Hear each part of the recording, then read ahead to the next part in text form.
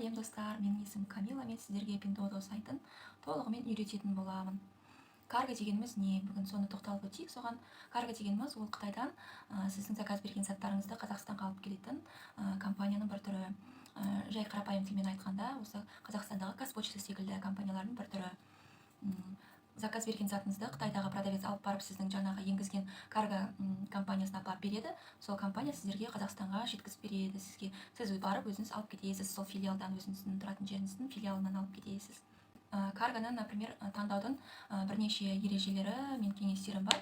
Бірінші ережелері, например, бірінші карго таңдаған кезде бірінші болып оның бағасына мән беріңіздер. 1 килограммға қанша доллар алады.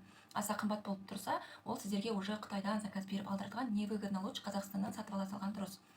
Сол үшін бағасына мән беріңіздер. Екінші мәселе ол, например, каргоның қазір түрлі несі көп болып кетті, дамып келе жатыр да, түрлері шығып жатыр. Сіз, например, если бір қалада тұратын болсаңыз, 100% ол жерде бар сіздің таңдаған каргоныңыздың филиалы. А если сол қаланың жан-жағында бір райондарда, облыстарда тұратын болсаңыз, сол жаққа сол карго тегін алып келіп береді ме, или филиалы бар ма, жоқ па, оның үстіне сіз қанша доллар тағы төлейсіз, соны звондап сұрап біліп алыңыз. Каргоны алған кезде жаңа сіздерге телефон номер береді, хабарласатын, соны сұрап біліп алыңыз. Үшінші ереже, сіздің карго, например, тоже қанша күнде Қытайдан қанша күнде алып келеді, 10 күнде, 15 күнде, 1 айда алып келеді, соны біліп алыңыз. Төртінші мәселе, жаңағы Қытайдан алып келген екен филиалға келіп түседі сіздің товарыңыз. Сол түскен кезде сіз бір күнде сразу барып алып кете алмайсыз ғой товарды. Олар қанша күн тегін сақтап береді сол складта, соны сұрап біліп алыңыз. Или тегін сақтаймайды ма? Келген күннен бастап алып кетпесе, үстіне осылай ақша қосылады ма сіздің алып келген товарға? Соларды біліп сұрап алыңыз.